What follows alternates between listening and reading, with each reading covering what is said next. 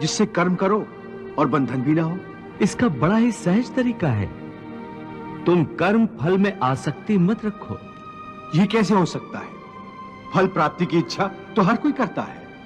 परंतु क्या इच्छा करने से मनुष्य को फल की प्राप्ति होती है? नहीं अर्जुन, क्योंकि फल तो प्रारब्ध के हाथ में है। और जो भी मनुष्य फल प्राप्ति की इच्छा करता है, उसका मन फल के बारे में सोचकर अपने कर्म और कर्तव्य से विचलित हो जाता है और उसे वो फल प्राप्त नहीं होता जिसकी उसने इच्छा की थी। पार्थ, मनुष्य केवल कर्म कर सकता है, फल कदापि मनुष्य के अधीन नहीं है। केशव, यदि फल की प्राप्ति मनुष्य या उसके कर्म के अधीन नहीं है, तो कर्म ही क्यों कर? हे केशव, तुम्हारे कहे अनुसार यदि फल प्रारब्ध ने अपनी मर्जी से देना है, तो फिर प्राणी को कर्म करने की आवश्यकता ही क्या है? कर्म करने की आवश्यकता क्या है, यह जानने से पहले यह तो जान लो कि प्रारब्ध क्या है, प्रारब्ध कैसे बनती है। हे केशव, प्रारब्ध क्या है, उसे जानने में क्या मुश्किल है? यह तो सीधी सी बात है कि जो भगवान की इच्छा है वही मनुष्य का प्रारब्ध होती है। नहीं अर्जुन, नहीं, यह धारणा सत्य नहीं है। क्यों सत्य नहीं है? क्योंकि मैं किसी के प्रारब्ध नहीं बनाता, ना मैं किसी प्राणी के कर्म अथवा कर्म फल के हिसाब में दखल देता हूं। इसलिए प्राणी की प्रारब्ध बनाने में मेरा कोई हाथ नहीं होता। फिर कौन बनाता है प्राणियों का प्रारब्ध? प्राणियों के अपने कर्म। अर्थात ये कि प्राणी जैसे कर्म करेगा उसका वैसा ही फल पाएगा। अच्छे कर्म करेगा तो अच्छा फल मिलेगा और बुरे कर्म करेगा तो बुरा फल पाएगा। यही जो प्राणी के अच्छे बुरे कर्मों के अच्छे बुरे फल का हिसाब है, इसी को प्रारब्ध कहते हैं। अपने पुण्य कर्मों के फलस्वरूप सुख और अपने पाप कर्मों के फलस्वरूप दुख प्राणी इसी जन्म में या अपने अगले जन्म में भोगना ही पड़ता है, वो टल नहीं सकता। इसलिए अकर्मण्य हुए बिना निरंतर अपने धर्म के अनुसार कर्म करते जाओ और मन में यह पक्का विश्वास रखो कि जिस नियत के साथ तुम कर्म करोगे उसी नियत के अनुसार तुम्हें फल अवश्य मिलेगा। कर्म का यह अटल विधान है, इसमें कभी किसी के साथ अन्याय नहीं हो सकता। हे अर्जुन, प्राणी का कोई भी कर्म नष्ट नहीं होता, मनुष्य को अपने हर कर्म का फल अवश्य मिलता है। इस तरह प्राणी के कर्मों के अनुसार उन कर्मों का फल हर मनुष्य के प्रारब्ध में लिख दिया जाता है। इसी कारण हर जन्म में मनुष्य अपने ही कर्मों के बंधनों में बंध जाता है।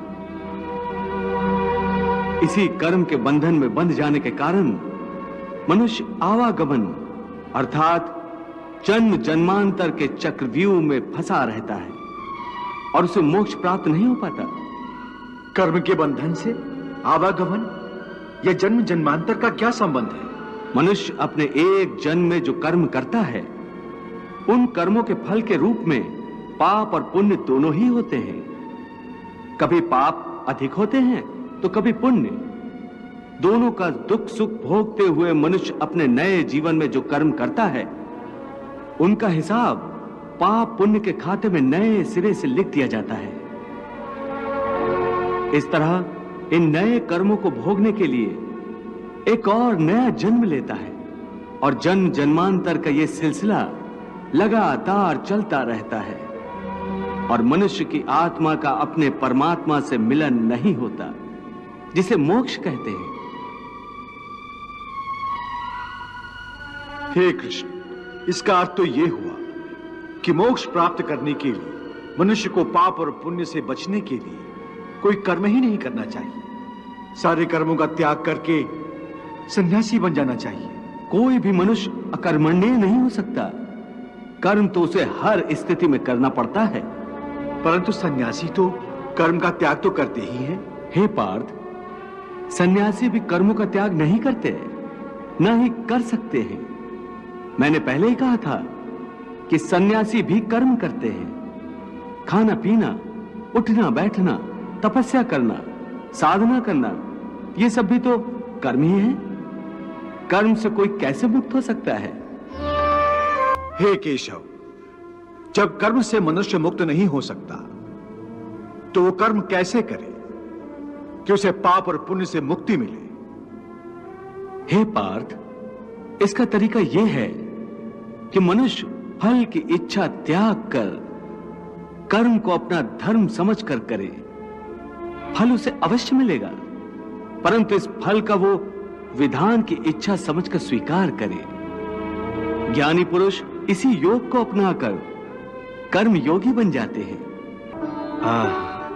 कितना महान सत्य प्रभु ने सहज ही कह दिया। वो कैसे भगवान?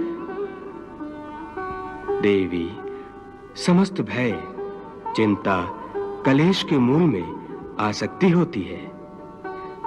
कर्म योग फल की आसक्ति का त्याग करने को कहता है, अर्थात निष्काम होकर कर्म करने को कहता है। इससे मनुष्य को क्या लाभ होता है भगवान? लाभ यही है देवी कि कर्म योग चित्त को शुद्ध और भयमुक्त कर देता है।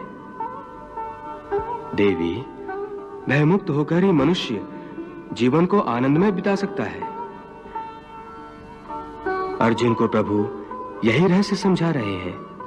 हे अर्जुन, तुम इंद्रलोक दिव्यास्त्र पाने के लिए गए थे, तब उर्वशी के मोहजाल में नहीं फंसे थे, उर्वशी से मोहित नहीं हुए थे, क्योंकि उस समय तुम्हारा मन निरासक्त था। मैं तो यहाँ अपने अतिथि की सेवा में अपने आप को समर्पित करने आई हूँ।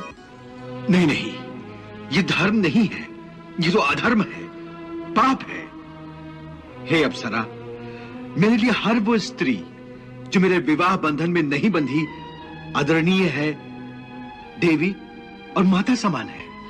तो क्या पृथ्वीलोक का यही धर्म है कि पुरुष एक कामातुर स्त्री की प्रेम याचना को निर्दयता से ठुकरा दे?